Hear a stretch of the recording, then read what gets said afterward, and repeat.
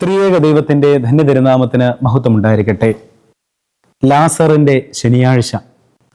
വിശുദ്ധ യോഹന്നാൻ എഴുതിയ സുവിശേഷം 11-ാം അധ്യായത്തിലാണ് ലാസറിനെ നമ്മുടെ കർത്താവ് ഉയർപ്പിക്കുന്നത് കാണാൻ കഴിയുന്നത്. ലാസർ, മാർത്ത, മറിയം ഇവർ ചേർന്ന കുടുംബം യേശുവിന് ഏറെ പ്രിയപ്പെട്ടതായിരുന്നു. യേശു സ്നേഹിച്ച ഒരു കുടുംബം, പലപ്പോഴും യേശുവിന് സ്വീകരണമൊരുക്കിയ ഒരു കുടുംബം. പക്ഷേ ആ കുടുംബത്തിൽ വളരെ ദുരന്തപൂർണമായ ഒരു സാഹചര്യം ആകസ്മികമായി ഉണ്ടാകുന്നു. ലാസർ മരിക്കുന്നു. സഹോദരിമാർ ഏറെ ദുഃഖാകുലരായി നിൽക്കുകയാണ്. ഈ പശ്ചാത്തലത്തിലാണ് യേശുതമ്പുരാൻ ആ ഭവനത്തിലേക്ക് കടന്നു വരുന്നത്. ലാസർ മരിച്ച ശേഷം 4 ദിവസമാണ് കർത്താവ് വരുന്നത്. 4 എന്ന ദിവസം ഓർമ്മിപ്പിക്കുന്നത് മരിച്ച വ്യക്തിയുടെ അഴുകൽ അത് ആരംഭിച്ചു കഴിഞ്ഞിരിക്കുന്നു, ഇനി തിരികെ വരികയില്ല എന്നുള്ള ഒരു ഉറപ്പ് ആ സന്ദർഭത്തിൽ കിട്ടുന്ന സാഹചര്യം. അപ്പോൾ ഇങ്ങനെ വേദനാജനകമായ ഒരു അന്തരീക്ഷത്തിലേക്കാണ് യേശു താമസിച്ച് മെല്ലെ വരുന്നത്. വളരെ ഹൃദ്യമായ ചില അനുഭവങ്ങൾ അവിടെയുണ്ട്.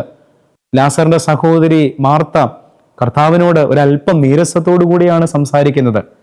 കർത്താവ് ലാസറിന്റെ കല്ലറയിലേക്ക് വരുമ്പോൾ അവൻ വിലപിക്കുന്നുണ്ട്. കർത്താവ് കരയുന്ന സന്ദർഭമാണ്. പക്ഷെ എന്നാൽ അവിടെ യേശുവിൻ്റെ അധികാരം, ശക്തി വെളിപ്പെടുന്ന ഒരു സന്ദർഭം കൂടിയായിട്ട് ഇത് പരിണമിക്കുകയാണ്. 3 ചിന്തകൾ പങ്കുവെക്കുകയാണ്. 1, ഇവിടെ യേശു ഈ ഭവനത്തിലേക്ക് കടന്നു വരുമ്പോൾ അത് യേശുവിൻ്റെ പീഡാസഹനത്തിന് വഴിയൊരുക്കുന്നൊരു സന്ദർഭം കൂടിയായി മാറുകയാണ്. ലാസറിനെ ഉയർപ്പിച്ചത് ഏറെ ആശങ്കയോടും അസ്വസ്ഥതയോടും കൂടിയാണ് മറ്റുള്ളവർ കാണുന്നത്, പ്രത്യേകിച്ചും യഹൂദ മതത്തിന്റെ നേതൃത്വ വിഭാഗങ്ങളിലുള്ളവർ. അപ്പോൾ ഇവിടെ യേശു സ്വജീവൻ പോലും തൃണവൽക്കരിച്ചാണ് ലാസറിനെ ഉയർപ്പിക്കുന്നത്. അവൻ സ്വന്തം ജീവൻ പോലും നമുക്കായി പങ്കുവെച്ചിട്ടാണ്, അത് പരിത്യജിച്ചാണ് നമ്മെ എല്ലാവരെയും ജീവനിലേക്ക് കൊണ്ടുവരുന്നത്. അതുകൊണ്ട് കർത്താവിൻ്റെ ജീവൻ, കർത്താവിൻ്റെ മരണം, കർത്താവിൻ്റെ ഉയിർപ്പ് ഇതെല്ലാം നമുക്ക് വേണ്ടിയായിരുന്നു എന്ന ആഴമേറിയ ധാരണ, ബോധ്യം നമുക്കുണ്ടാവുകയും അതുകൊണ്ട് കർത്താവിനോട് വലിയ സ്നേഹം നമ്മിൽ രൂപപ്പെടുകയും ചെയ്യണം. അവൻ ഇതെല്ലാം ചെയ്തത് നമുക്ക് വേണ്ടി സ്വജീവൻ തൃണവൽക്കരിച്ചാണ് എന്ന ബോധ്യം നമ്മെ ഭരിക്കട്ടെ. 2, ഇവിടെ ലാസറിന്റെ മരണം പൂർണ്ണമായി കഴിഞ്ഞിരിക്കുന്നു, അഴുകാൻ തുടങ്ങിക്കഴിഞ്ഞിരിക്കുന്നു. പക്ഷെ അങ്ങനെ അഴുകിപ്പോകുന്ന അവസ്ഥയിൽ നിന്നുമാണ് ലാസറിനെ കർത്താവ് ഉയർപ്പിക്കുന്നത്.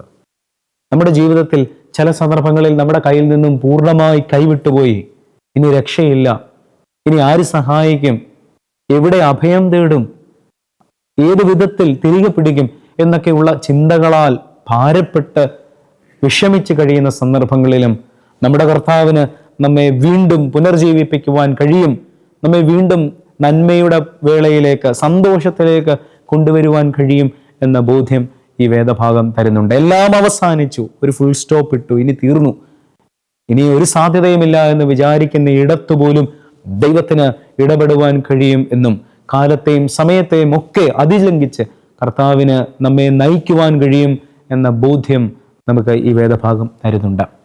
3, ഇവിടെ യേശുവും ലാസറിന്റെ സഹോദരിമാരും അവരുടെ വൈകാരികമായ തലങ്ങൾ വെളിപ്പെടുത്തുന്നുണ്ട്. അവർക്ക് വിലാപമുണ്ടാകുന്നുണ്ട്, കണ്ണുനീരുണ്ടാകുന്നുണ്ട്, ഇമോഷണൽ ആകുന്നുണ്ട്. മനുഷ്യൻ ഇമോഷണൽ ആകുന്ന സന്ദർഭങ്ങളുണ്ട്. ഇതെല്ലാം മൂടി വെച്ച് ഇങ്ങനെ കുമിഞ്ഞുകൂടുന്നതിനേക്കാൾ ചിലപ്പോൾ നമ്മൾ പൊട്ടിത്തെറിച്ചെന്ന് വരും. നമുക്ക് സന്തോഷമുണ്ടാകും, ദുഃഖമുണ്ടാകും, ആശയുണ്ടാകും, ആശാഭംഗമുണ്ടാകും, വേദനകളുണ്ടാകും, സന്തുഷ്ടി ഉണ്ടാകും. ഇങ്ങനെ വ്യത്യസ്തമായ ഭാവങ്ങൾ മനുഷ്യരായ നമുക്കുണ്ട്. ദൈവത്തിന്റെ സന്നിധിയിൽ നമുക്കിതെല്ലാം പ്രകടിപ്പിക്കുവാൻ അവൻ അവസരം നൽകും. നമ്മളോടും ഹൃദ്യമായി, സ്നേഹനിർഭരമായി അവൻ ഇടപെടും. ഇങ്ങനെ നമ്മുടെ വേദനകൾ, നമ്മുടെ ആശങ്കകൾ, നമ്മുടെ വിലാപങ്ങൾ, നമ്മുടെ കണ്ണുനീരുകളൊക്കെ കർത്താവിന്റെ സന്നിധിയിൽ പകരാം. ഇനി ജീവിതത്തിലെ സന്തോഷത്തിന്റെ ശുഭോദർക്കമായ പ്രസാദാത്മകമായ നിമിഷങ്ങളും നമ്മുടെ കർത്താവിന്റെ മുമ്പാകെ നമുക്ക് പകരാം. കാരണം നാം ഏത് ഭാവത്തിൽ വന്നാലും അവൻ നമ്മെ സ്വീകരിക്കുന്നവനാണ്. അത്രത്തോളം അവൻ ഓപ്പൺനെസ് നമ്മളോട് കാണിക്കുന്നുണ്ട് എന്നും ഈ വേദഭാഗം ഓർമ്മിപ്പിക്കുന്നു. അവസാനിച്ചിട്ടില്ല, അസ്തമിച്ചിട്ടില്ല, കഴിഞ്ഞു പോയിട്ടില്ല, ഒരു ഫുൾ സ്റ്റോപ്പിൽ തീർന്നിട്ടില്ല. ഇനിയും സജീവരാകുന്നതിനുള്ള സാഹചര്യം, സാധ്യത നമുക്കുണ്ട് എന്ന് ഈ വേദഭാഗം ഓർമ്മിപ്പിക്കുന്നു. അവനിൽ വിശ്വസിക്കുക, അവൻ ജീവനും പുനരുത്ഥാനവുമാണ്. അവൻ നമ്മെ ഉയർപ്പിക്കും, നമ്മെ ശക്തീകരിക്കും, ബലപ്പെടുത്തും. ഒരു ഗോതമ്പ് മണ്ണിൽ വീണ് അഴുകി അത് ഒരു ചെടിയായിട്ട് രൂപപ്പെടുന്നത് പോലെ തന്നെ അങ്ങനെ രൂപപ്പെടുന്നതിനുള്ള സാധ്യത, സാഹചര്യം നമുക്കെല്ലാവർക്കും അവൻ കൃപാപൂർവം നൽകിയിട്ടുണ്ട് എന്നും ഈ വേദഭാഗം ഓർമ്മിപ്പിക്കുന്നു. 3 കാര്യങ്ങളാണ് ഓർമ്മിപ്പിച്ചത്. ഇവിടെ ലാസറിന്റെ ഈ വേർപാട്, അവന്റെ പുനർജീവനം, ഇതൊക്കെയും സാധ്യമാക്കുന്നത് കർത്താവ് സ്വന്തം ജീവിതത്തെ തൃണവൽക്കരിച്ച് അവിടേക്ക് കടന്നു വരുന്നത് വഴിയാണ്. നമുക്ക് വേണ്ടിയും അവൻ മനുഷ്യാവതാരം എടുത്തത് ഇത്തരത്തിൽ സ്വന്തം ജീവൻ തൃണവൽക്കരിച്ച് അനേകർക്ക് ജീവൻ നൽകുന്നതിന് വേണ്ടിയാണ് കടന്നു വന്നത്. രണ്ടാമത്, എല്ലാം അവസാനിച്ചു, അസ്തമിച്ചു എന്ന് കരുതുന്ന ഇടത്തു നിന്നും പുനർജീവനം സാധ്യമാണ്, ശക്തീകരണം സാധ്യമാണ്, ദൈവസന്നിധിയിലേക്കുള്ള മടക്കം സാധ്യമാണ് എന്ന ഓർമ്മപ്പെടുത്തൽ വേദഭാഗം നൽകുന്നു. മൂന്നാമത്, മനുഷ്യരായ നമ്മൾ സാധാരണക്കാരാകിയാൽ, ബലഹീനരാകിയാൽ പലതരത്തിലുള്ള വികാര ക്ഷോഭങ്ങളൊക്കെ നമുക്കുണ്ടാകും. പക്ഷേ ഇതിനെയൊക്കെയും പ്രകടിപ്പിക്കുവാൻ കഴിയുന്ന ഒരിടം കർത്താവിൻ്റെ സന്നിധിയാണ് എന്ന ബോധ്യം ഈ വേദഭാഗം നൽകുന്നു.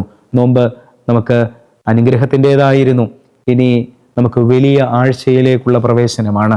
അനുഗ്രഹീതമായി കർത്താവിൻ്റെ പീഡാസഹനത്തെയും അവൻ്റെ ഉയിർപ്പിനെയും നമ്മുടെ ജീവിതത്തിൻ്റെ ഏറ്റവും സുപ്രധാന കാലഘട്ടമായി, അത് നമ്മുടെ ഓരോരുത്തരുടെയും ജീവിതത്തെ നിർണായകമായി സ്വാധീനിക്കുന്നതായി, അങ്ങനെ ആത്യന്തിക സന്തോഷത്തിലേക്ക്, നിത്യജീവനിലേക്ക് പ്രവേശിപ്പാൻ നമുക്ക് ഇടയാകട്ടെ എന്ന് ആശംസിച്ചുകൊണ്ട് നിർത്തുന്നു.